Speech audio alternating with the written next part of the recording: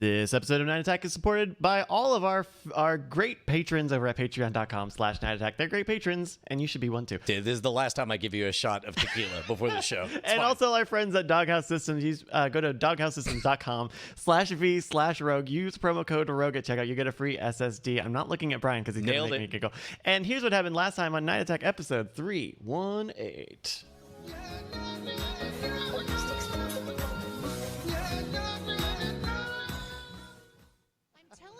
You guys, if your teeth out there, I'm talking to you. If you are without several of your teeth in the front and everything, then I'm saying there is help. Like, you can find people if you can't afford it. I'm issuing an advisory that I'm going to gain anywhere between 10 to 20 pounds. Like, obviously, we'd like to flatten that curve.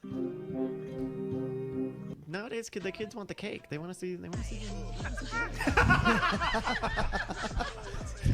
Oh my God, ICU has outdone himself this week. Thank you so very much for joining us live on a Tuesday night right here at the newly minted Diamond Club Studios, deep in the heart of the 7-acre Schwood, located smack dab on the Austin city limits. I'm Brian Brushwood, joined as always by my BFF and no way K. It's JRY, Justin Robert Young. Oh, damn. Oh, damn. Man. Oh, damn. We're doing it on a Tuesday night, the way we've always done it, the way that our fathers taught us to do it, the way their fathers taught us to do it. Man, yeah. We're doing Look, it man, Tuesday. You still show up for your pre-scheduled marital obligations on Tuesday night, but also you crush that puss every day at 4 o'clock. Happy hour! Yeah, by the way, hopefully people are digging it. We certainly have seen a lot of positive feedback in the chat and on social media, but hopefully you guys are digging. We're doing 5 extra shows a week, 1 hour a piece every single day, and I'm loving it. I think it's really fun. It's really weird. Bryce was asking us in the pre-show what it was like, and it's really interesting to remove the obligation to be insightful, confessional, or funny. And then, like, there's only one button that we have to press, which is keep the conversation alive. And fucking, let me just say this. Drive Time Radio hosts have it easy. They have an easy job, and we now have a taste of what it's like. Fuck you, Drive Time Radios.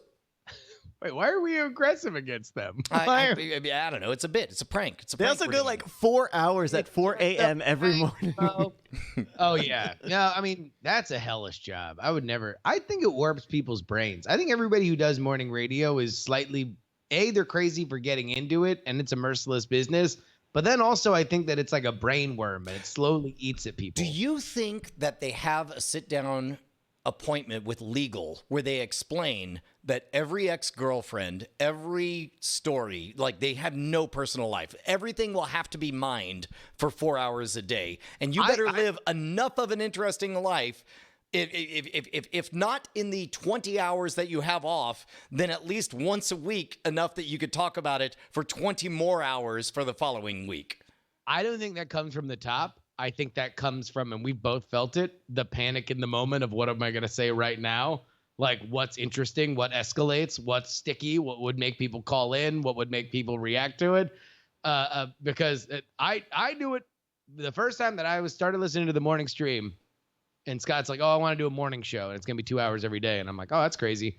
And within a week, I'm listening to it, and he's talking about when he lost his virginity. And I'm like, this is Scott Johnson. Right? For that.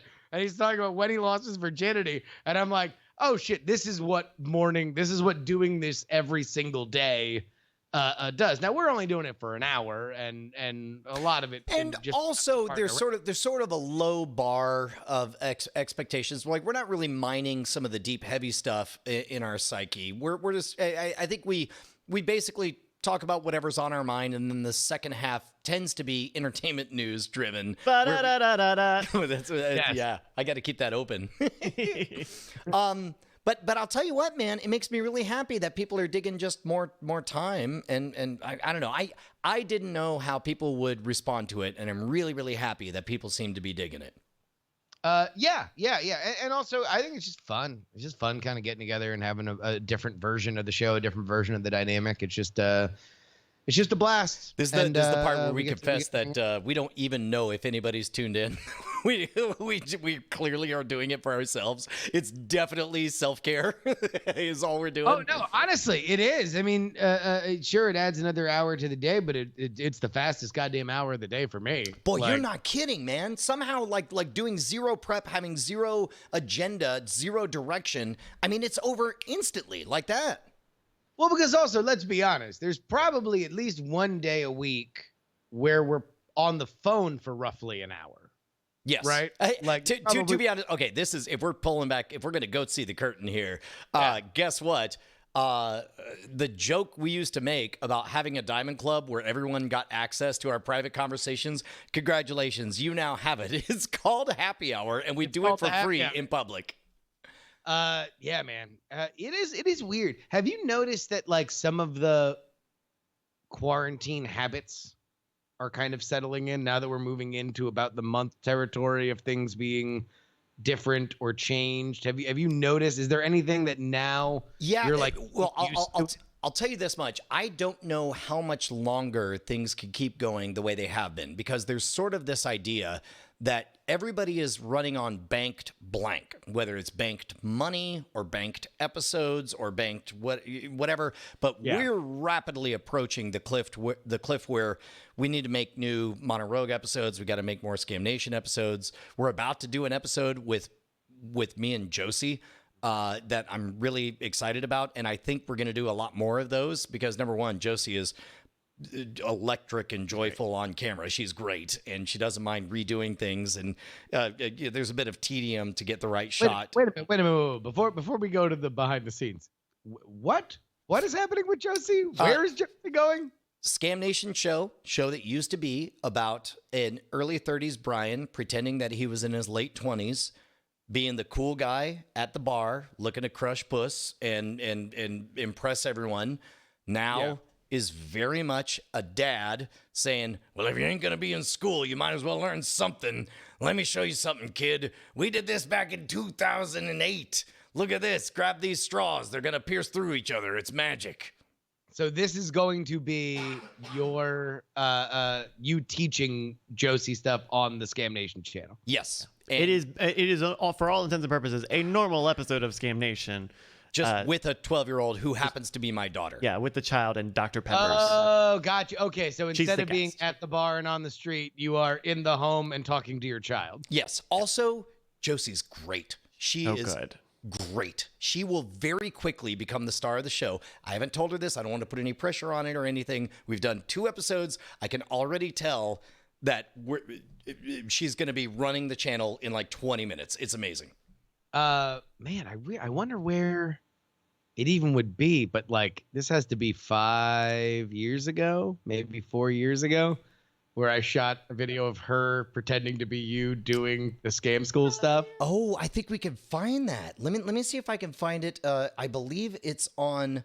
If you go to youtube.com/schwood.com, you might find it. Yeah, I think it might have been up on your channel. That's what I was trying to remember. I think it might be up on your personal channel. I think I sent it to you and you put it up on your personal channel. But yeah, I mean, she's a ham. She's always been a ham, and I think that it's going to be. But she's a ham who understands the reality of production, and I want to give her that opportunity. Here we go. Here's her debut.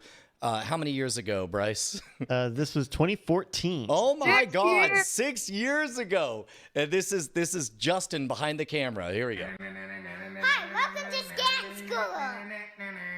My name is Brian. Hi, I have no pants on. Pick it.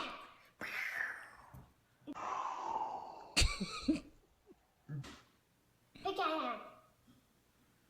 This one. She shows that there's something in that hand, and then it says the secret. And people trick people. Yeah, when you say pick a hand, the bigger one might be the one that In fact, on-screen graphic says the bigger one might be the one. It might be a big model, and it might make your hand get bigger. They might pick it, and you might be right. And then complete with the C block where Penny is doing it for Josie. My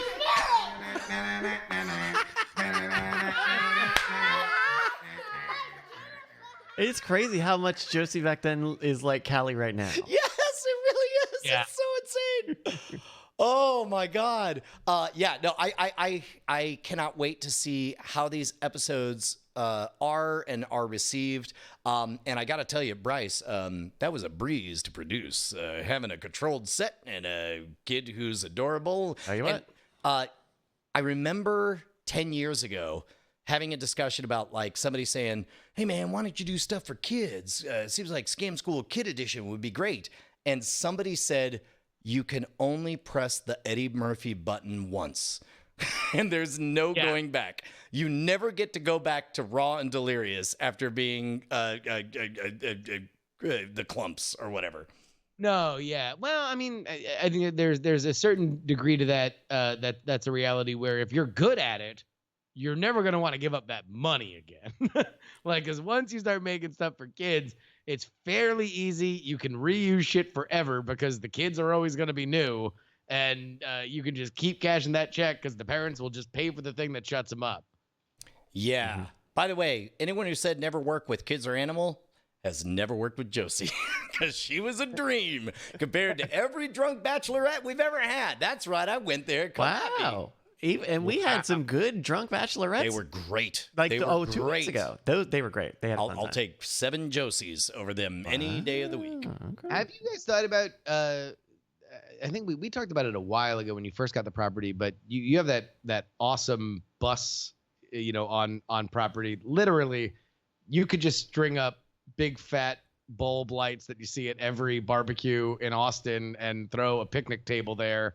And for all intents and purposes, it could look like every outdoor bar that you've ever shot at out in Austin. Have you guys thought about doing that? Literally a written part of our mission statements. like that is in there. Like We've talked about having a bar set for a long time. Even before we had the property, we talked about setting that all up. And in fact, that was the goal, was to move Scam School, then shoots here. And start to, once we're allowed to throw parties again, it will be the kind of thing that instead of saying, hey, let's all meet at this whatever place, it'll be the kind of thing where, hey, if you're in Austin, come to Austin. This is a quote unquote private party at our bar set. You could be window dressing in the background, possibly be on an episode, and have it be number one, a fan outreach situation for anybody who, like, oh, I'm in the area, this would be great. But number two, a completely controlled set that allows us to do everything that's worked for Scam School and Scam Nation up to date. Man, all the fun things that can happen as soon as, things. Oh, okay. All right. We won't get into that. But before we do, hey, we do have a present. Bryce, can you show Justin what's over there behind you? Oh, sure. So, just yesterday, we received this box that I will not show our address with from the very good people at Comrex. This is... Can I get a little drum roll, please? This is the Comrex Opal. It is a VoIP solution. It is a dedicated VoIP line that is completely, what is it, duplexed, whatever? No. Yeah. Full duplex. So similar to an ISDN line or whatever, it takes a bit of our internet bandwidth and it completely sets it aside for a full duplex. We send Justin mix minus audio, which is all of our audio minus him. He sends us only his audio because he's got the headphones on. And we are able to do things like, I don't know, interrupt each other, pipe in, shout loudly in the middle of a song and be able to interrupt it. Yeah. In other words, this $2,000 box, I'm not counting, is possibly the end of our Skype duckage problem that has plagued us for years and years and years. Jinx. Yeah, and that's the biggest thing, is that when it's just me and Brian, we've developed enough of a rhythm and we kind of know enough of each other's cues that we can pretty much go back and forth, or at least create the timing separation that we can jump in when we need to. When it's, and it's the same with when Bryce is kind of like running the board and jumping in here and again. When it's like 3 people, it's harder. Like, so when Cait comes on, it'll be harder, right? When it's 4 people, it's very hard. And when it's like what it was last week, where it's 5 6 people in studio in Austin, and one Justin at the bottom of a Skype well screaming, "I think I have something funny to say. Can you stop everything? Can you stop everything and I'll say my funny thing?"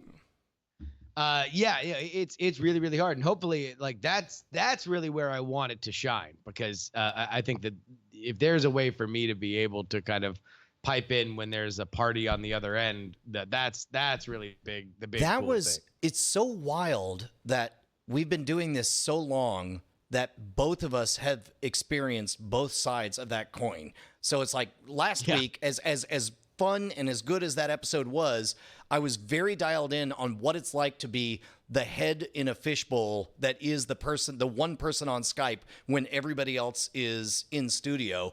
And to be honest, as soon as we wrapped up last week, Justin and I chatted briefly, and I definitely found out how grown-up institutions deal with this. And by the next morning, I ordered this thing. So I'm really, really excited to see how it works out.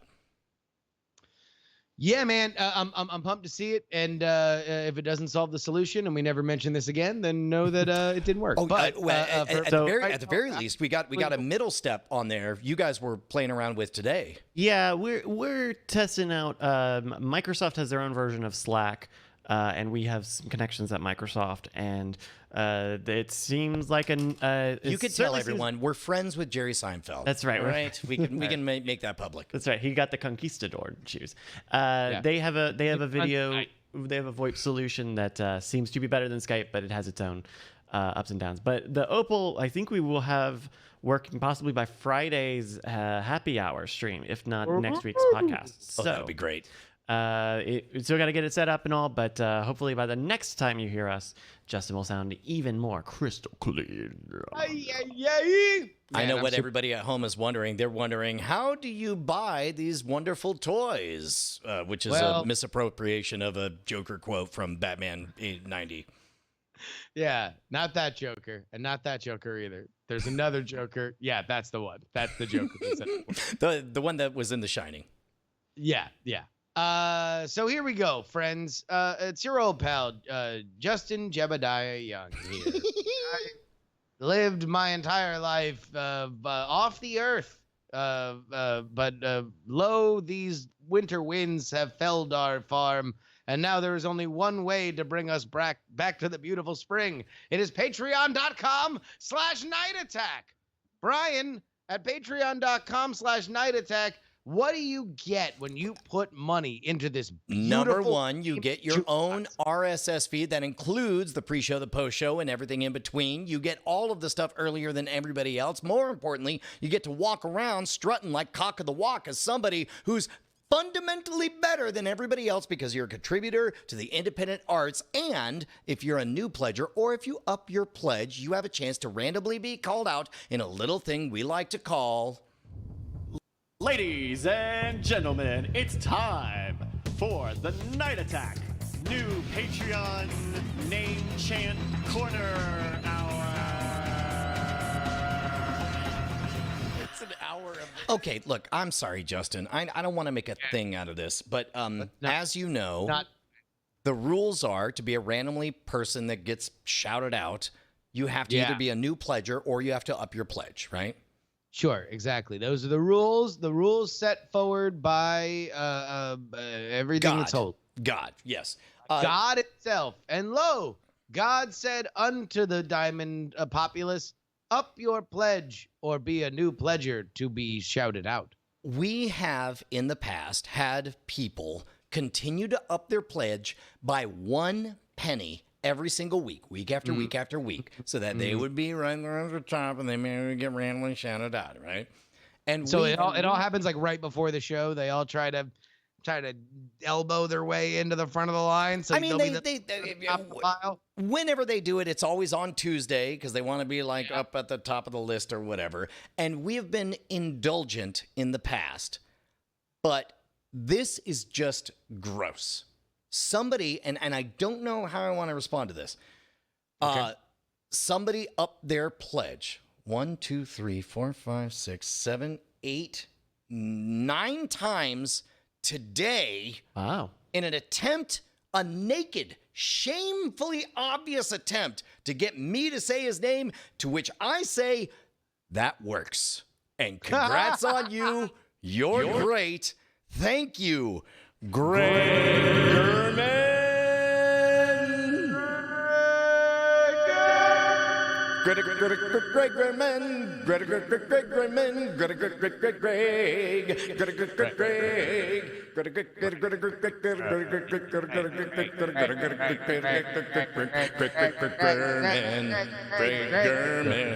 Greg German. Thank you.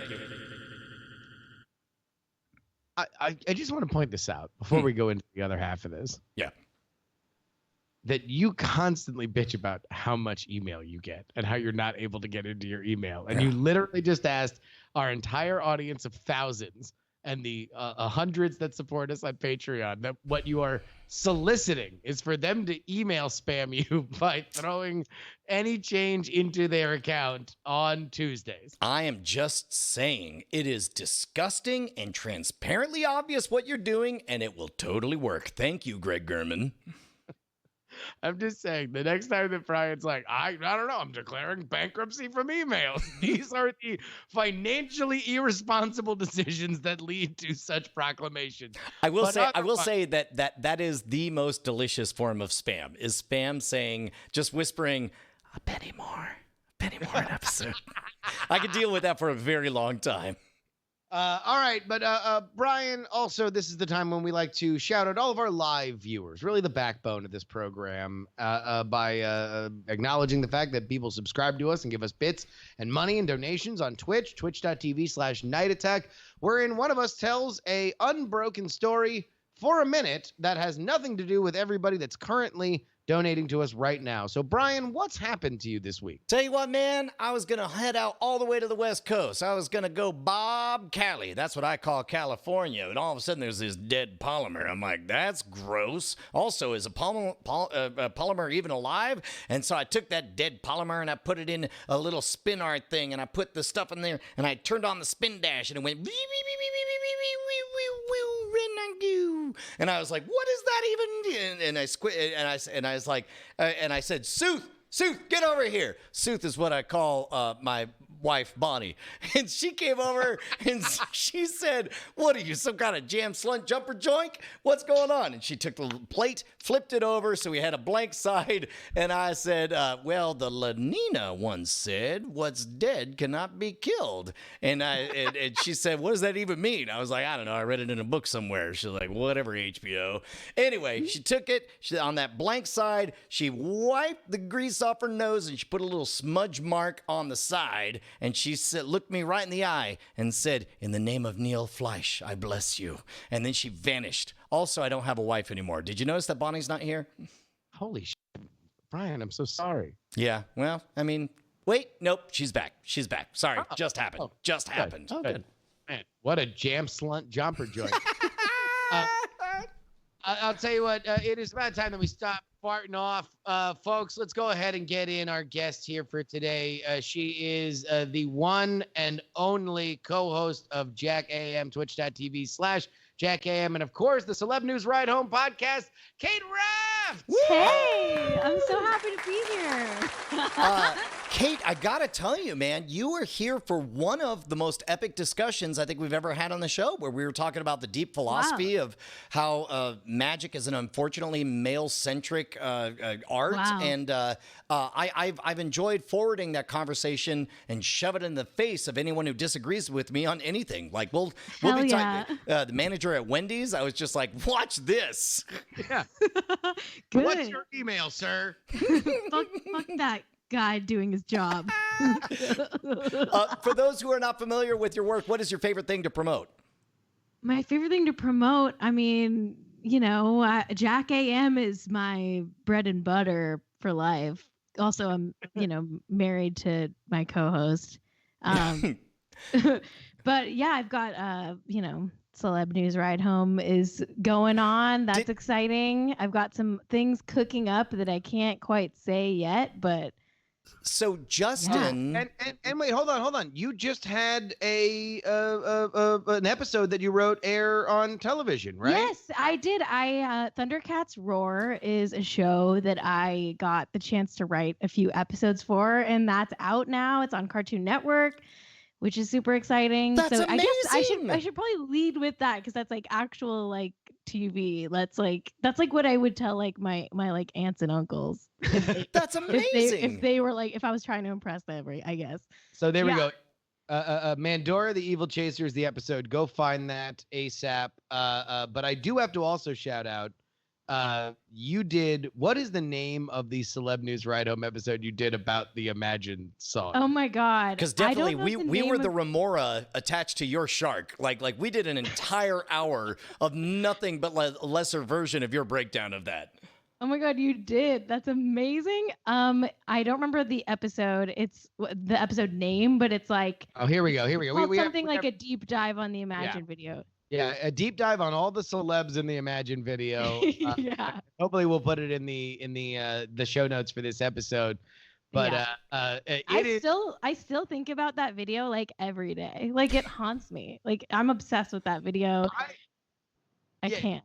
It was just amazing, even on Twitter. Before you did the episode, before you did the audiobook version, I was reading the print version on Twitter, where I've known you to be a very talented and funny person. I've never known you to be a deep FOIA records journalist, and that's what I found in my Twitter feed. For whatever reason, this video just turned Cait into looking up property records and. Like I never thought because I'm like a comedian and like I write like cartoons and shit, but like I never thought in my life that I would be like a celebrity journalist too, and I've like accidentally made like an entire career out of like doing that, and it's great. And I like have this problem where I get like obsessed with certain celebrities and like I'll just go down a K-hole and like come out of it like with their address and like just way too much information. Like I know how much they paid for their houses and like exactly where they live. Like the other day I was like in a fugue state because I'm obsessed with Zach Braff is dating Florence Pugh and it's so fucked up. It's so wrong. It shouldn't be that way. She should not be with him. He has the same face as her dad. Like there's a lot to unpack, but like I went into like this fugue state and I like came out of it knowing like the exact address where Zach Braff lives and the Google Street View of the house. It's like it's twisted. I shouldn't know that. And that's the element of that really came into the Imagine video was you basically like as all these celebrities are singing one part of this song, some well, some not. You were able to tell not only where they were, but then also how much they paid for it and how many of the celebrities were intentionally hiding I know. how awesome a house they live in. Like Natalie like- Portman was intentional. She found the one shitty part of her like amazing garden. Like I that, know. like there's like one piece of rotted wood, and it was like her phone was like right next to her face, so it looked like a dump. How fast do you I think know. every single participant ran from calling dibs on Imagine No Possessions? Oh my god. Every single one of them was like, somebody else can handle that part. Wait, who did get that line? Do you know offhand? I don't. I know that No Religion 2 is a great deadpan delivery of like No Religion 2. Not I even need gonna to try like I need to go back. I sing. can't believe I don't know. Oh man, I will have to tell this one story. So I actually met up with you and Jack in Vegas during Yes. the Nevada caucus, and there was one moment where I just knew that Cait was so dialed in on this Celeb News Ride Home gig because I was discussing. I had just come from a Bernie thing where the author Naomi Klein of the Shock Doctrine and many other different important liberal works was speaking. And I said that out loud, and Cait just like looks up from her drink like a prairie dog and just looks at me and says, "Adam Devine? Adam Devine was there?" Wow, drag me. I didn't think. No, again, I just know. I know what it's like when you're in a tunnel. It's too much. Like all the noise just gets filtered. I know. I know. It's too much. It's too much. I can't look away, especially right now. Like celebrities are like at their weirdest. What's funny is you say weirdest. I was thinking weakest. Like this is when celebrities are their most on their actual iPhone cameras. Like the playing field is shockingly level and everything looks very different when you don't have 200 people already primed in your studio audience. I know. I'm like, oh my God, I'm better at broadcasting from my home than like these like multimillionaires. I think it was just last week we were bragging about the fact that this show was better produced than most of late night television. It's really surreal. I mean, it's like, hey, we're the winners, right? We're the ones laughing while broadcast television burns. Yeah, burn, bitch. Jimmies. Speaking of which, keeping tight on schedule. Look at us. Hey, Bryce, do we have a game? Hi. Hey, everybody. We do have a game. This is a game that was sent in from Dr. Big Love in the chat. Shout outs to Dr. Big Love for this. This is a game I call Real or Fake, Zoo or Boo Edition. You guys know how Real or Fake works, right? We have to determine whether or not something is a Dungeons and Dragons game or a Nintendo title. Sort of. It is a binary choice quiz. Oh, okay. Is it that it's real or fake? It's if it's real or fake. Got it. So I'm going to give you the scientific name of an animal who has been named after a famous celebrity, and you have to tell me, is it real or is it fake? I know this happens. This is a real thing that happens. It is correct. Hey, that's Okay. 1 point. Good. Give me 1 point right there in the chat. Come on. Correct. They're not all fake things to falsify the premise. So we're going to start off with our first. This is an example one here. 2 points. I got 2 points. No, Renago, delete the 2 points. So we'll do an example one here. For example, we've got Scaptia Beyonce. Scaptia Beyonce. We'll start with Brian here. So this is a fly found in Queensland, Australia. It has a striking golden tip on its abdomen. Scaptia Ooh, that was Beyonce. the right detail to give because nobody would name anything ugly after Beyonce unless there is some redeeming, beautiful aspect to it. However, I'm going to say that a fly is still too gross, and I'm going to say fake. All right, Brian's going to say fake. Justin, Scaptia Beyonce. I think that this one is real. That it might be the actual name might sound a little bit like Beyonce or something like that, and so they just decided to kind of make it official. All right, Cait. I'm gonna say fake. It's fake. I think it's fake. I think it's fake. I think Beyonce's lawyers would be all over that. They would sue that fly out of existence. That fly's like, I have 3 poops, and would you like them? Take everything I have. I'm a big fan. Beyonce doesn't even slap her own name on her own sports brand. It's called Ivy Park. She's not going to put it on an animal. All right. Brian and Cait, your answer of fake is incorrect. Oh, no. It's very real. Yeah. Oh, no, and by the way, and I think Kate's right. All of a sudden, there's just a bunch of people in Rock Nation hazmat suits just spraying down fly killer throughout the thing. Oh my God. All right. So that is 1 point to Justin. Congratulations, Justin. You're first on the board. Let's go. Justin, we're going to start with you on this next one. Blaptica dubia smithius. Blaptica dubia smithius, named after Will Smith, an Argentinian cockroach named in a branding exercise for the Blu-ray release of Men in Black in 2019. Blaptica dubia smithius. Oh, you motherfucker. That is a good way to make that believable, is all you had to do is say the words Hollywood money. Wink. And then all of a sudden it became possible. All right, so of course there's the famous cockroaches in the Men in Black franchise, and so they decided to pay people to name one after Will Smith. Or they probably sponsored some very important research into, I'm sorry, what critter was this? The Blaptica dubia smithius. Is it a cockroach? Yeah. Okay. Right. Right. An Argentinian cockroach. I'm gonna go fake on this one. I don't think it's real. All right, Justin, going fake. Cait, what do you say? I think it's real. I love real. a branding exercise. And Brian, This smells like a Mikey quiz trap, so I'm going to say fake. I'm going to say fake. All right, Brian, Justin, your answer of fake is correct. Wow. Laptica dubia Yeah. is the name of a roach, but there was not a Smithius created. There we go. Actually, now all of a sudden I have a new tool in my toolkit. Now I know that these are written in such a way that they might violate traditional naming policy, because I believe it's family, genus, species. So it's normally genus, species, only 2 words. So the mere fact that there are 3 words is wait, nope, never mind. I'm wrong. I can already think of several counterexamples. Yeah. Forget everything I just said. Let's continue. Noted biologist Brian Brushwood approves of the format of this game. Yes. All right, Kate, we're going to start with you on this one.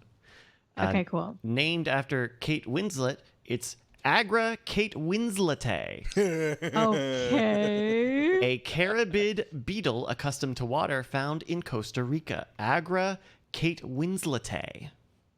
Okay. God, I wish I knew the year that this was named, because that would help me. I don't know if why. you could just tell us whether or not it's real or fake, that would also be very helpful. All right, you know what? Hold on. Walk us through it then. What movie would Kate Winslet most likely have been promoting or have just made it when she gets a bug named after her?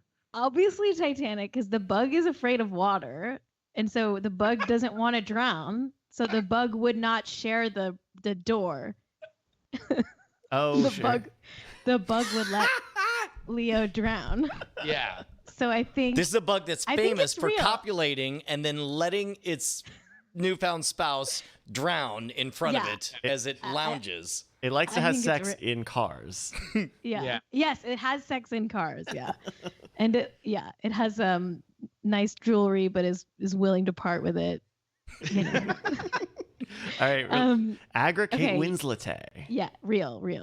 It's going real. Paint me like your French bugs. Paint me like your French bugs. Brian, Agra Kate Winsletae. Sure, I'll say real. He's going to say real. Justin, Agra Kate Winsletae. What was the story here? Where is it? A carabid beetle accustomed to water found in Costa Rica.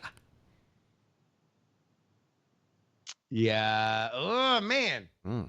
There are a bunch It of was like horny custom. Costa Rican scientists that are like, man, that Kate Winslet, what a piece. By the way, spoiler alert, if you ever have a question that begins with, are there any horny blanks? The answer is yes.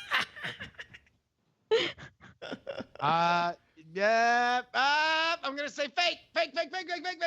All right, Justin, your answer of fake is incorrect. It's real. Oh my god, Yeah. I did it. And it I was, did it. in fact, named after her character because the beetle is accustomed to water, much like the ending of Titanic. She fucking nailed it. I have to say I'm a Titanic super fan, so I really felt that one was real Hey, in my so bones. a separate side jag here.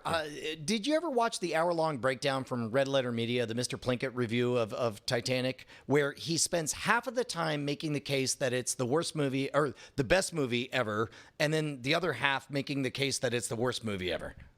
Oh my god. I would love, much like the original VHSs, to only watch the first half. The first half is very compelling. Like by the end of the first half, I was convinced that he's right.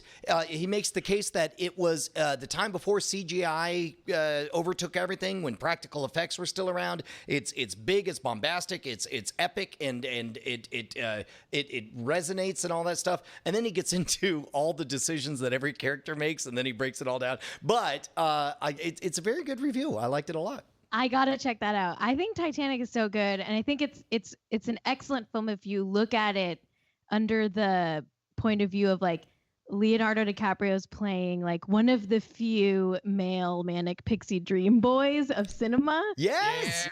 Like if you see him only as a conduit for Kate Winslet's character, Rose DeWitt Bukater, then it's a good like watch it like that. It's a good watch. I recommend. believe also it was kind of the coda of David Warner as perfect bad guy era. You know, the guy that played Sark in Tron, the guy that played Evil in Time Bandits, just shows up. And the moment he shows up, you're like, oh, definite terrible bad guy doing bad guy stuff. No, there's a lot to love about that movie. Love it. Love it. Favorite movie. There we go. And I'm loving this game. Currently, the scoreboard is Brian's got 2 points, Justin's got 2 points, Kate's got 1. We're going to do another round here of Zoo or Boo. Is that what it's called? Real or fake? Zoo or Boo edition? My Zubu. Mizubu. That's how we get Zuba video Mafu. That's a trademarked word. Brian, we're starting with you here. The animal is Agathidium bushy. What the? Agathidium bushy, named for George Bush Jr., a round fungus beetle found in North America. Agathidium bushy. No. Fake. Saying fake. All right. Justin. So you said this is for W. This wasn't for HW. Right. This is Junior. It's a famous beetle that loves to invade Afghanistan and then invade Iraq. And also lies so people die. It's a real beetle. That's praxis, Brian. Yeah, all right. Calm down, Ralph Nader. All right. Man. Would they name? I mean, you would assume that stuff gets named after presidents. It's a beetle that loves oil, Justin. It sneaks in to lands it doesn't belong. So that oil prices, it works for Halliburton. Oh my God. I feel like It's a true patriot, Justin. The patriot. It's red, white, and blue on the inside. The inside. I would imagine that when Michael Moore farted in 2001, that's the exact sound that came out of his butt. It's me, Michael Moore's beetle fart. My name is Agathidium bushy. Like it just sounded, there was like a high-pitched whinny, and then it sounded exactly like that. I'm going to say it's real. I'm going to say it's real. All right, Kate. Agathidium bushy. Kate, I'm also a recovering alcoholic. It's me, Agathidium bushy. You can have a beer with me, but it'll be in an O'Doul's. I feel like that beetle's seen a lot of secret society shit.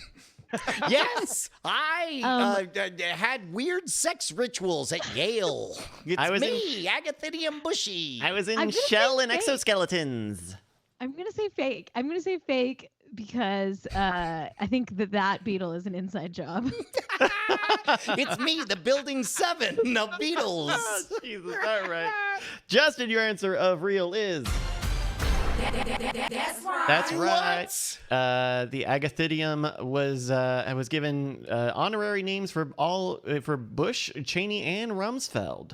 This would have been 2005. So was this meant as a... Real quick, before we go forward, I just want to recognize Bryce's joke of skull and crossbones for the beetle world would be shells and exoskeletons. Thank you.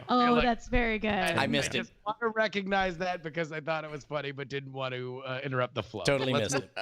I'll never well forget. played, sir. Thank you. All right, Bryce, let's roll. So was this meant as a true honorific, or was it meant in a mocking way?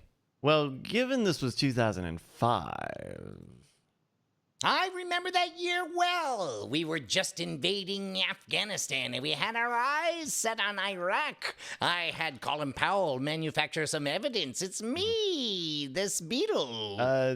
To name the scientist, or to quote the scientist, we admire these leaders as fellow citizens who have the courage of their convictions and are willing to do the very difficult and unpopular work of living up to principles of... Oh, my God. Yeah, you want to talk about, what's unpopular? Going to war with a country that never did anything to attack us. I'm brave. Oh It's my me, goodness. the beetle. Please give this man some Beano. All right. Yeah. We found him in a spider hole. You know what spiders eat? Beetles. Unrelated anyway. All right. Justin, we're going to start with you on this one. Yep. Canis familiaris hiltonius. Canis familiaris hiltonius, named after Paris Hilton. Oh, good God. This is a specialty breed of Chihuahua created in 2005. Oh, this is so on the nose. 05. This is the same year the Beetle thing happened. Man, what a crazy year for animal naming. I was watching The Simple Life at this time. No. Did you know Lionel Richie's daughter was on that? It's me, the Beetle. Now you're a beetle? Damn it. Canis familiaris Hiltonius. So obviously famous. I mean, this is pretty much at the height of The Simple Life. Yes, the simple life. This one smells fake to me though. I'm gonna say fake. Justin says fake. Cait, what do you think about Canis familiaris Hiltonius? I'm a big fan of mid 2000s Paris Hilton. I feel like I would know if she had an entire breed of Chihuahua named after her, and I would probably go to a breeder to try to get one. Just kidding. I won't do that. Adopt, don't shop. But don't at me. Fake. I would know. Shame on me if this is real. That's actually a really good take, Cait, because like it's not that it's unreal for her to get this, but almost certainly somebody in her position, it would have been a big news item that this happened. So I'm with you. Yeah. I'm going to say fake. Yeah. All right. You all have said fake, and your answers of fake are correct. That's all there is to it. Canis familiaris is, of course, just the domestic dog. Yeah. There we go. That's a point for everybody. Congratulations, everybody, on getting a point. All right, we've got another one here, and we're going to start with Cait for this one. Okay. Cait, I'd like to tell you just a brief bit about Actius luna stewartati, named after Kristen Stewart, a luna moth found in Western Australia. Its cocoon looks like a long face. Actius luna stewartati. Does Kristen Stewart have a famously long face? I mean, Can we see she a has picture? a pout. She's got a sad face. She's got a gravity to her face. I don't know Yeah. if it's long. I think she has resting like Moth somber face. Yeah. Resting moth face. resting moth face. I would say she has an above yeah, all average right. length of face, just Okay. above average. The- With the I'm I'm gonna pointed go chin. ahead and say it's real because I think it's funny if it's real. So I want it to be real. Uh, All right, Cait says real. Let's see, Brian. Yeah. Man, Actius Twilight. luna New moth. It would be. There's no way for me to ask for a picture of it because we don't know if it's real or not. Absolutely cannot give you the answer. That would not be a friendly thing if it had a face that looked like Kristen Stewart. I'm gonna say fake. I'm gonna hope it's fake. All right, Brian's going to say fake. Justin, Actius luna stewartati. I mean, because now I always just try to imagine where are the motivations to name a moth after Kristen Stewart. Do we know the year? It's a Luna moth, so maybe it has something to do with her werewolf boy toy. In general, she there got are a- not years associated with these. Okay. Well, but it was in Australia. Is Robert Pattinson Australian or is he British? Yeah, that's a good question. He's British because he Hey, man. started off in Harry Potter. Bryce is asking the questions here. Let me remind you. He is an English I'm actor. trying to fill this in because I don't know. Maybe like in the heyday of Twilight, if he was Australian, then somebody I don't know says all the science fans of Pattinson would all get together and name a moth after his girlfriend. Robert Douglas Pattinson, born in London, May 1986. All right, I'm gonna say this is fake. going to say it's fake. All right, we got Brian and Justin saying fake. Their answers of fake are Gucci gang, Gucci gang, Gucci gang, Gucci gang. correctamundo. Damn. Not real, a not real one. Yeah, got him. You did get it. Man, so, yeah. Do they even have faces? That probably should have been a tell. Well, but it moths looks- oftentimes will have that symmetrical markings. Like remember the Silence of the Lambs poster that looked like it a looks skull like or whatever. eyes and shit. Yeah. Oh, yeah. There we go. All right, let's go on to our next round. We're going to start with Brian on this one.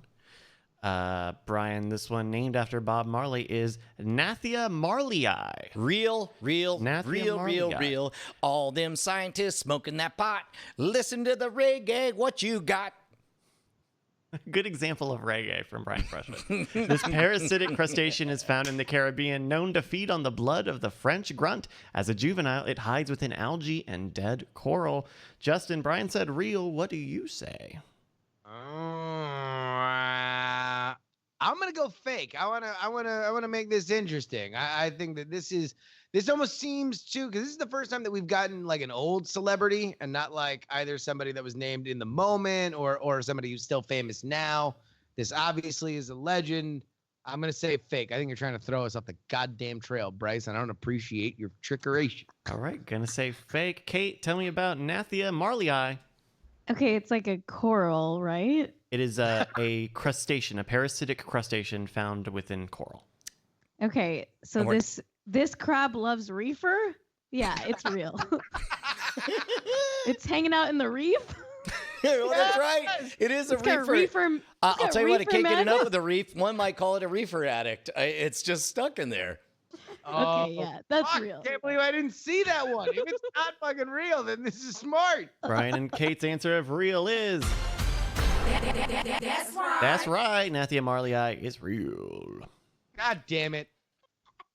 Very close. I should have known that Kate had leveled up with her wine gamer accessory. Jack just came in and brought me this. My husband Jack. Shout out to Jack. Brought me a glass of wine. Noted wine gamer. The original Jack. wine gamer. He's really into wine these days. If you have any good wine gaming memes, we're trying to get that to a thing. Get that off. Get that off. Trying to get that off the ground. Just wine gamer things. Just one. Yeah, there we go. Okay. The scoreboard so far after our 7th round. Brian's got 5 points. Justin's got 5 points. Kate's got 3. Got a few more here. Justin, we're going to start with you on this one. Yeah. All right. Let's do it. We are talking about Anophthalmus hitleri. Oh, stop. Anophthalmus Who's this named after? hitleri.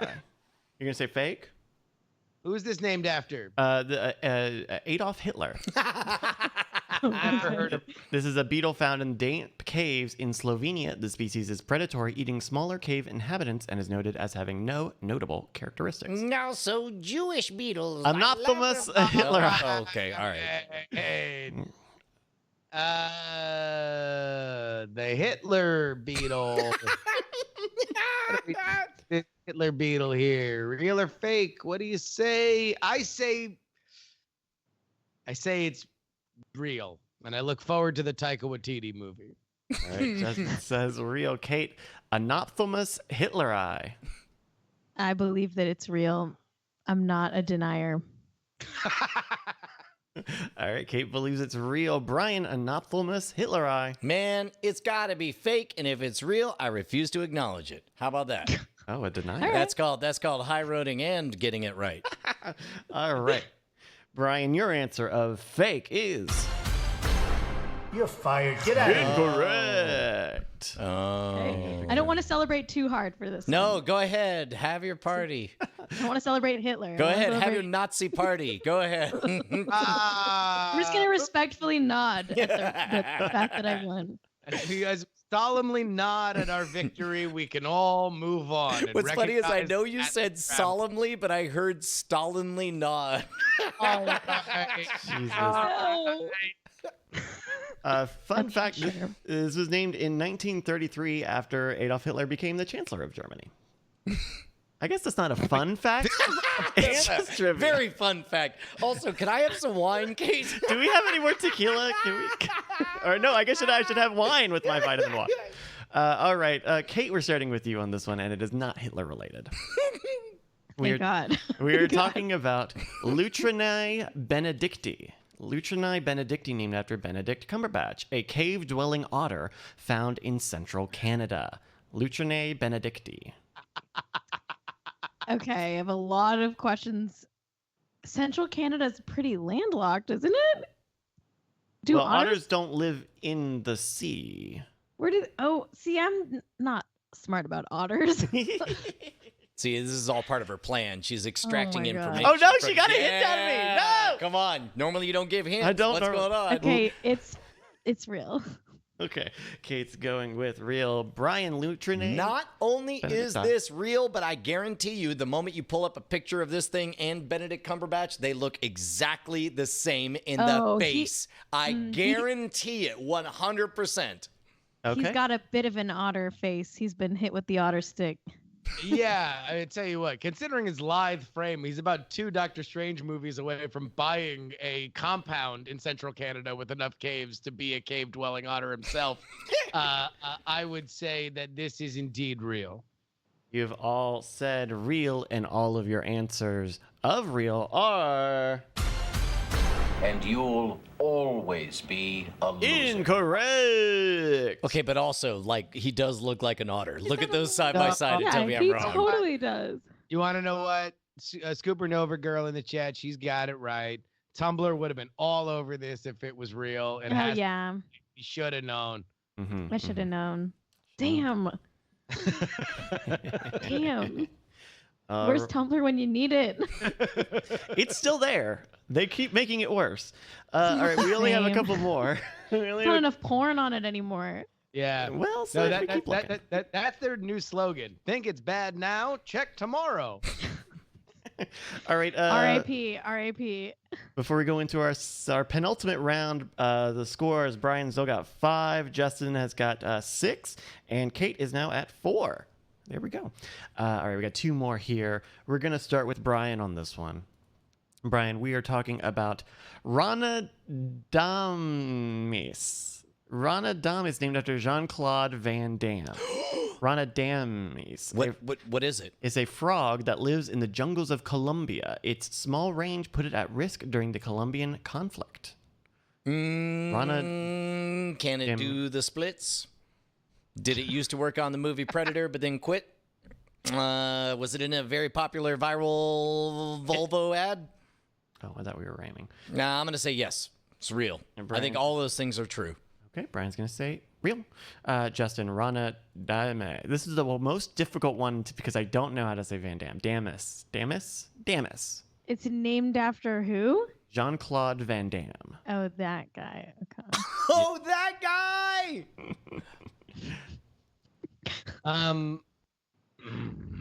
What is it again? A frog that lives in the jungles of Colombia. Its small range put it at risk during the Colombian God, conflict. I want you to play that Enya song that they play with the backwards going Volvo trucks and him doing the splits on it. I don't- My name is Enya. Something backwards on a train. Click. I'm I've gonna turned off the say it's- recording of it. There we go. See? Work I'm faster. going to say it's fake. Justin's going to say it's fake. Yeah, Cait- I don't like the way that last sentence was worded. The Colombian conflict?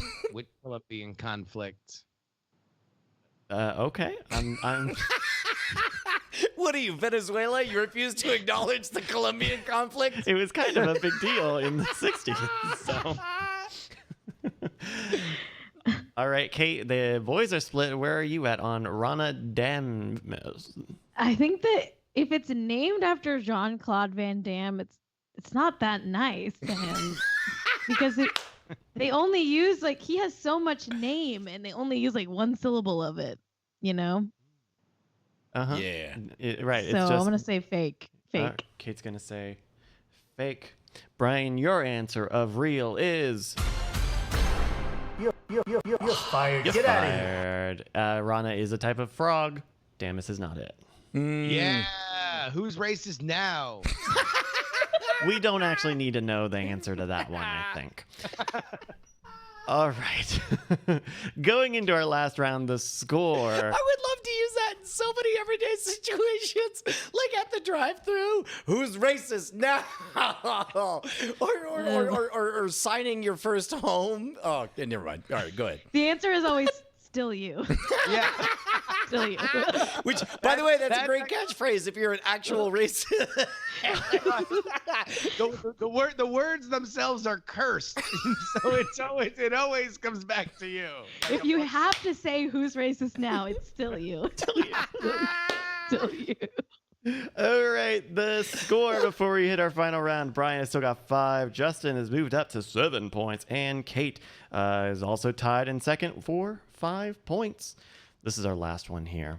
And this one is for, 10 points. What? All right. All right.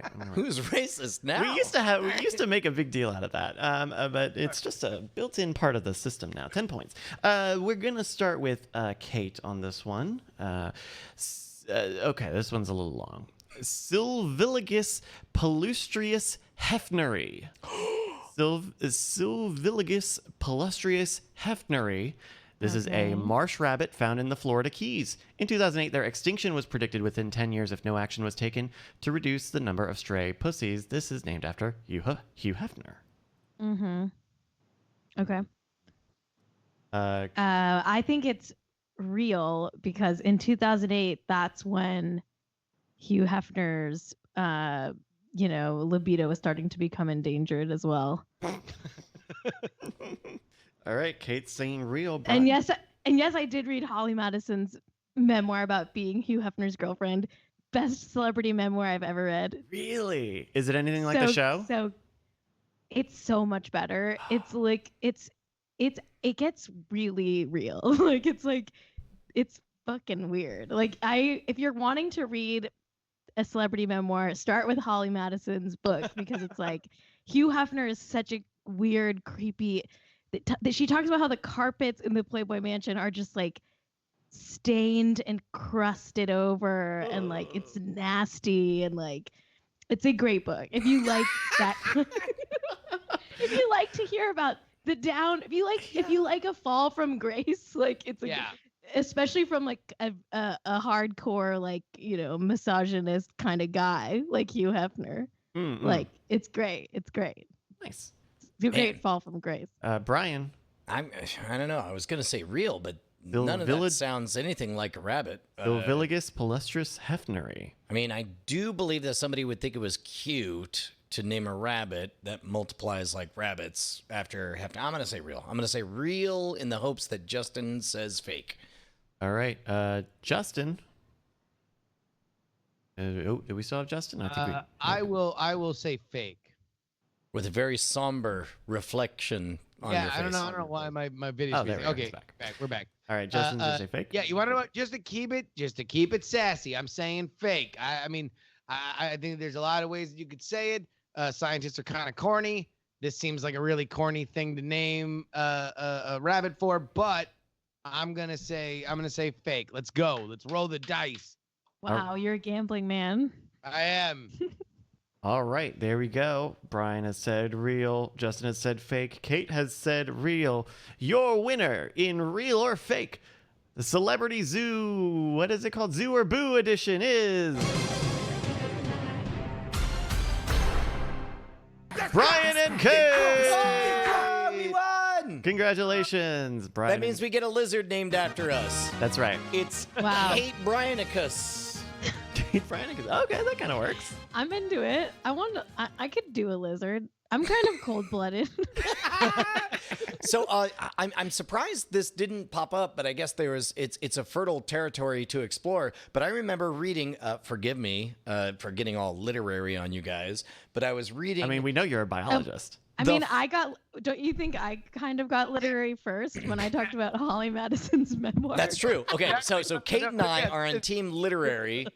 Yeah, this whole podcast already smells of rich mahogany now that Cait's already brought out the bibliophile in all of us. Well, if I can elevate things, I was reading The Far Side Gallery by Gary Larson, in which a full page is dedicated to a photo of the flea, something Gary Larsoni, because he features fleas in his comic strips so much that some scientist. I was convinced that one was going to show up at some point. I would love to be known as an ally to fleas, such that they name a flea after me. I am so eponymous among the fleas. How would you feel if the Red Hot Chili Peppers flea renamed himself Bryce Castillo?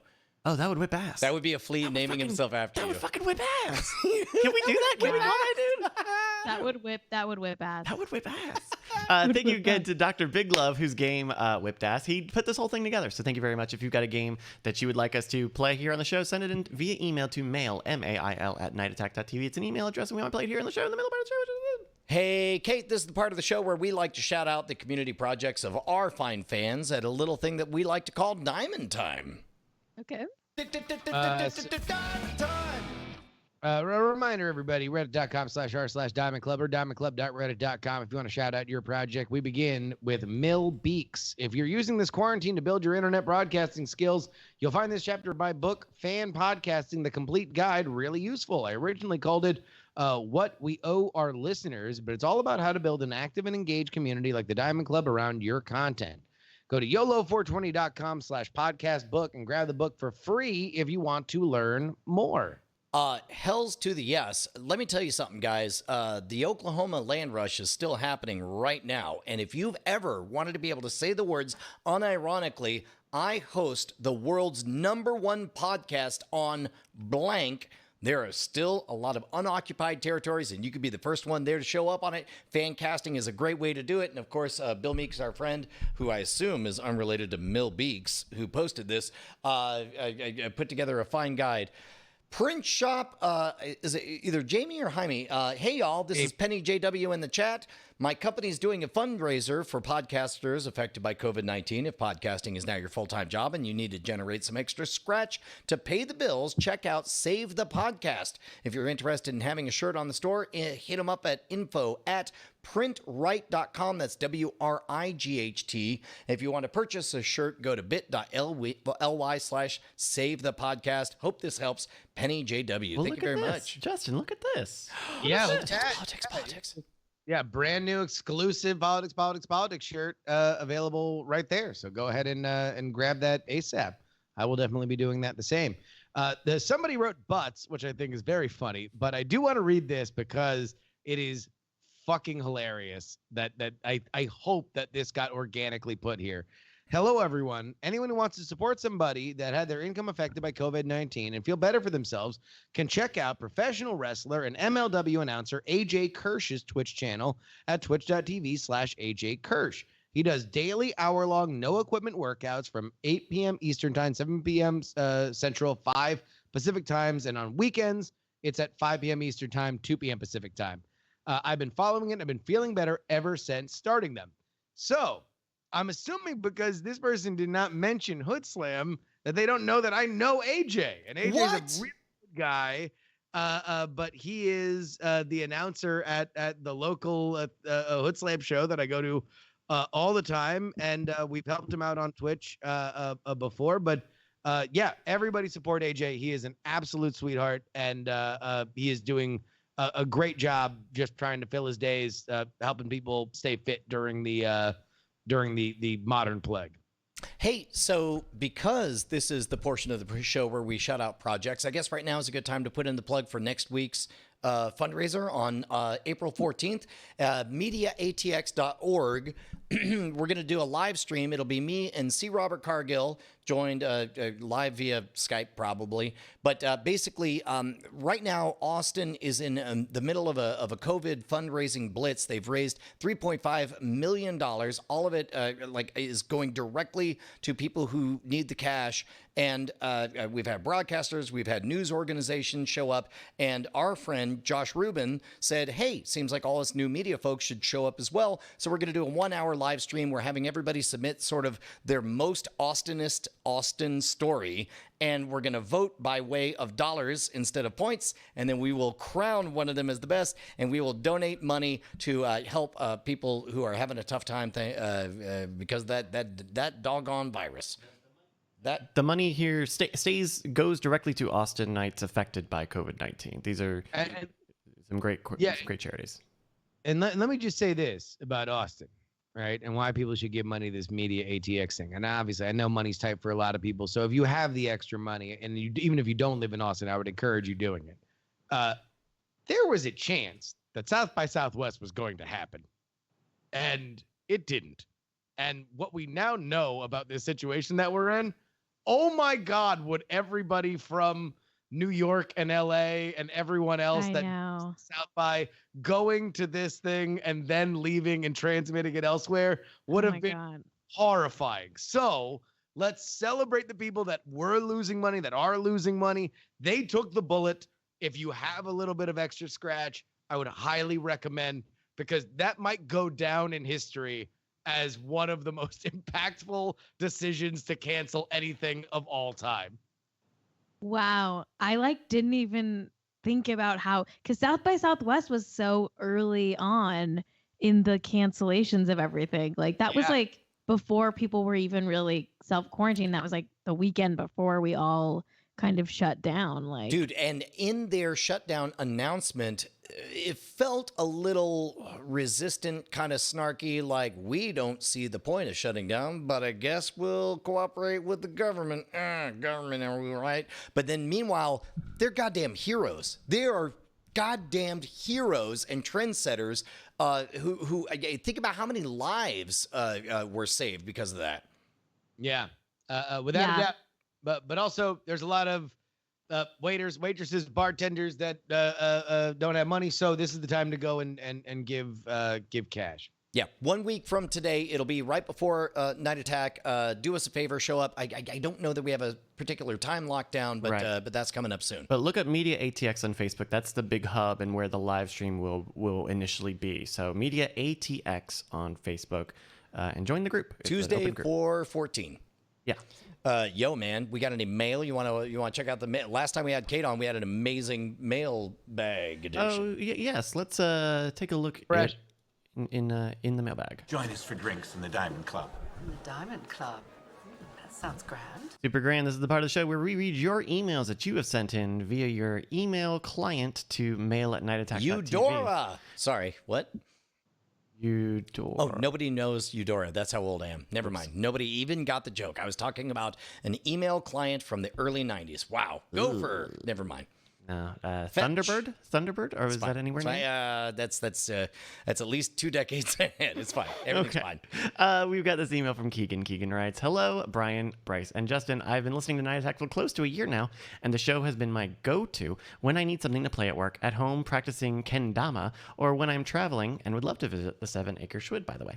I've been a viewer of Scam School and Scam Nation for roughly 10 years now when I inadvertently started throwing cards for fun and wanted to learn a proper way, which led me to finding Brian's old Scam School tutorial on throwing cards, as well as learning a few card tricks. That eventually brought me to Modern Rogue, where Brian began promoting it at the end of Scam School episodes, and I got really excited for the Rick Smith Jr. episode when I started picking up his card throwing technique, and that eventually brought me over to Night Attack. Of course, this leads me to politics, weird things, and cord killers as well. I've been looking forward to every episode, as well as the pre and post shows every week, and it helped me trudge through some pretty tough days. Thank you for the entertainment of the past year. Hope to see you guys live in the coming future. Keegan us." There's definitely this part of me that hears that kind of story, and I'm like, please go farther down the rabbit hole. Please go farther down the rabbit hole. And then to hear like we're the midpoint of Night Attack, like falling into that community, and then keep on going even deeper into the rabbit hole, into politics and the Weird Things podcast and all that stuff, that absolutely makes my day. Here we go. We got another email. We got another email here from HTTPS443 who simply asks, "Does anybody remember OK Soda from 1993 to 1995? I don't know this. Does anybody? Really? I am not aware of this. I would have been an infant." Cait, do you remember OK Soda? I was also very much a child. There was, I don't know. if I remember correctly, there was a toll-free number that you could call that was just like 1-800-FEEL-OK or something silly, or I forget what it is. But number one, the radio ads were a bit bonkers because they tilted everything in the soda game on its head. Like here, let's take a listen. Oh yeah, we've got some commercials here.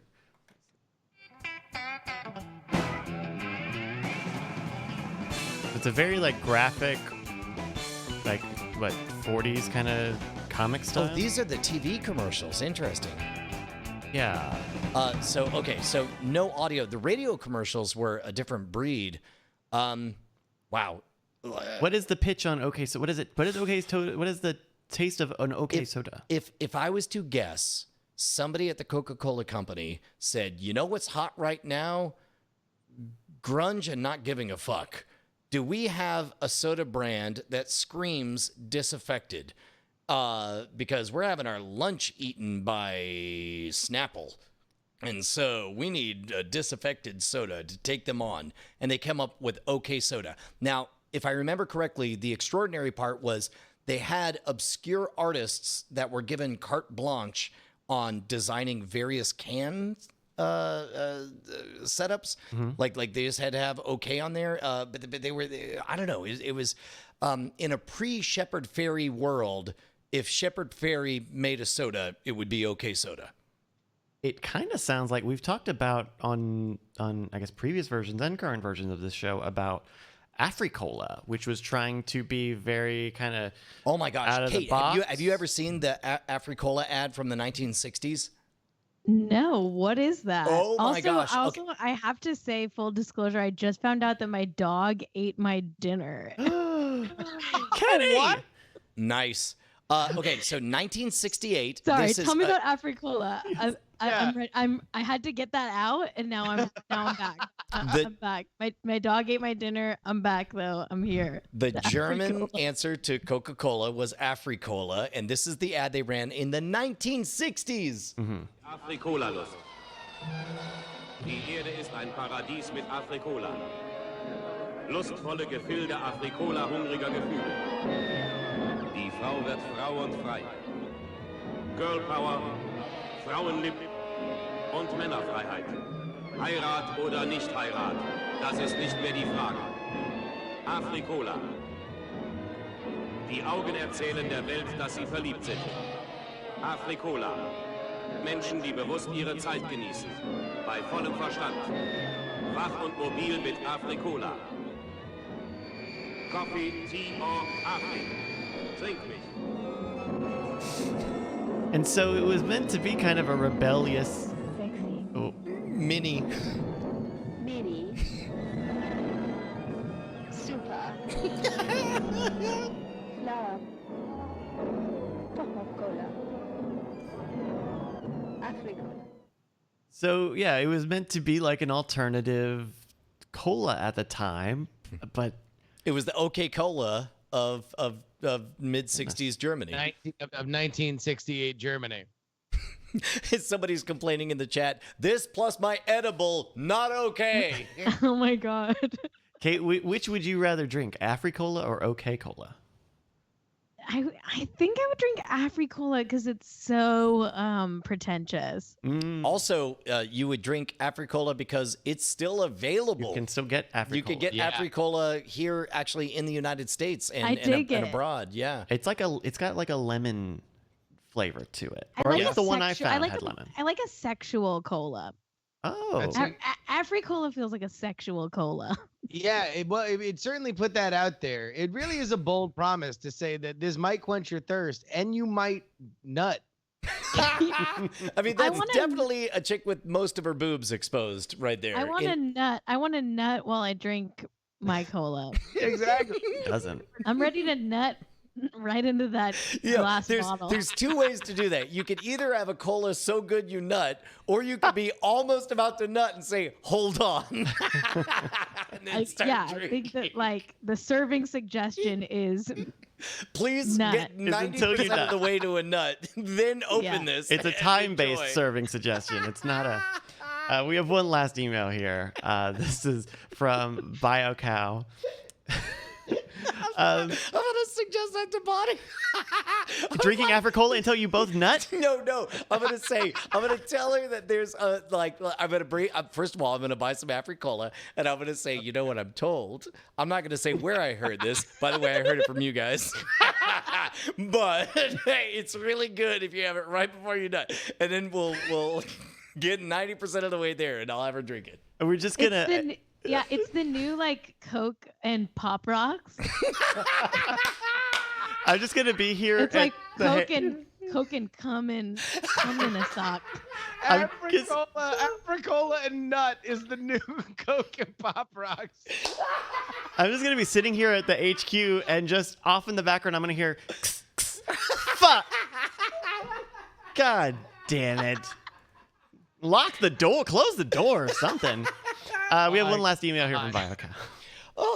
We have one last email here from BioCow. I remember hearing that there was a Diamond Club folding at home team. You guys know what folding at home is, right? That's the protein folding thing. It's similar to the SETI at home. All the way. Remember screensavers?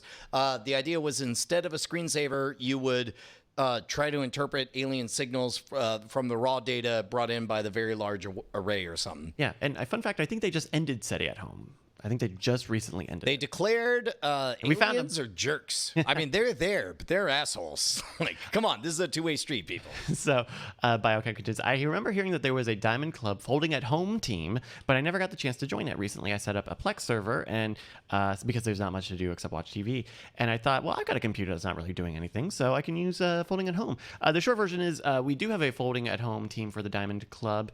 If you go to foldingathome.org/COVID-19, that's how you can get the program that helps work on protein folding specifically for COVID-19, probably all the other folding at home stuff.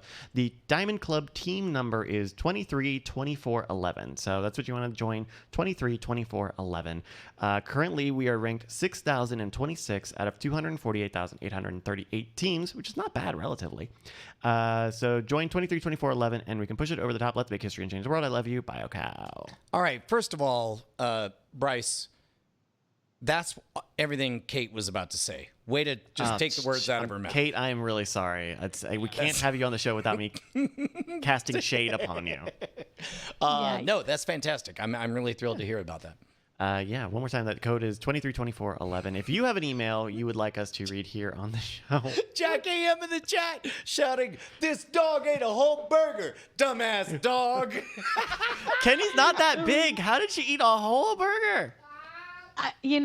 I was so hungry too. Oh no! And like all I wanted was a burger, and my damn dog. Honestly though, like yesterday was her adoption anniversary. It was 3 years to the day that we got her. So I'm like, that can be your present. You got to eat like the best meal of your life. You get to eat like a burger that I like paid money for. There we go. It's supposed to be my dinner. There's so few joys in quarantine. Yeah. And one of them is like the night that you decide to get takeout, like the one night you decide to get takeout. Yeah, you're not just like, oh no, I guess I'll just mix this fucking thing and another fucking thing again. I'm actually like devastated about that. Well, I guess this is as good a time as any for you to remind everybody that you can be seen on JackAM every morning, and of course, forgive me, the celebrity show is Celeb News Ride Home. Celeb News Ride Home. Everybody check that out. I do a daily podcast. I sum up all the celebrity news for that day. It's like really short. It's 15 minutes. And then, everyone tune into JackAM every weekday, 7 a.m. Pacific. I'm there with my husband, Jack. And sometimes you can see my dog who loves to eat my dinner. Loves to eat burgers. And let me just give you guys credit. There was a great thing you guys did a few weeks ago, right as all this quarantine stuff was really starting to get going, that you guys ran a little charity thing that was literally as simple as send us money to a PayPal. And if you are out of work, then hit us up. And you guys just doled out the PayPal. It was just such a great example, especially early on in the process of like, hey, look, just, if you know somebody that's struggling, just hit them off with a little bit of money. And we live in such an easy world for that now. There's a video of me straightening Jack's hair. That we did that for charity. Like we raised like $7,000, and I think we gave it all away. That is so amazing.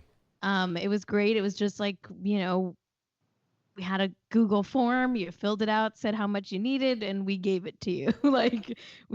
It was great. And I want to shout out the Monster girl, Jordan, who helped that happen because they did all of the Google form and PayPal stuff. So couldn't have done it without the Monster girl. Shout out. But great job by both of you guys. And of course, I would say this. Look, I'm not that much into celeb stuff. I enjoy Celeb News Ride Home. Please, everybody give it a shot. I think that Cait's take on it is certainly worth listening. Thank you so much. And if you do like Celeb News Ride Home, I have some new celeb stuff coming in the pipeline. So just like watch out for that. I'm gonna be doing more. I'm doing more celebrity stuff. I'm never gonna stop. So stay tuned and watch Cartoon Network. Watch Thundercats. Hells yeah, Thundercats Roar. Thundercats Roar. And then I've also got another podcast called This Podcast is Self-Care that I do with Drew Spears. So it's all about self-care. It's, kind of makes fun of self-care culture while also sincerely, desperately needing it. So, yeah. Are you going to get another burger? I just texted Jack I just texted Jack angrily make me something. I was gonna say, can we, for your fee for being on here, can we just Venmo you money for another burger? I feel no, it's okay. It's okay. It's my dog should Venmo me. Sure. But short of your dog revealing that they have a hidden Venmo. All right. Well, enjoy your replacement meal. Thank you so much for coming on. You guys, this is so fun. I've had a blast. Thank you so much for having me. And it was so good to see you in Vegas. I'm glad we got to connect IRL. It was great. All right, Brian, what did we learn tonight? Man, we learned that Gary Larson doesn't make it into our show. Diamond Club hopes you. We also learned that Bryce is having a hard time finding the wrap-up music. Never give Bryce tequila before his show. Brian, we learned that Bill Gates buys the Conquistador. We learned that, man, the happy hour is just rocking and rolling, dude. I'm so thrilled that everybody's loving it. We learned that Florence Pugh has some very, very questionable dating habits. And we learned that we will see you next Tuesday. Also, Wednesday, Thursday, Friday, and Monday. Join us for the happy hour. See you next Tuesday. And congratulations to our bit boss, which is B. Crawford with 3,201 bit. Woo! Thank you, B. Crawford. Oh, Justin Robert Young, every time you go, I get so sad that I wanna drink a warm glass of Drano. Night attack, night attack, night attack, night attack, night attack, night attack. I love you.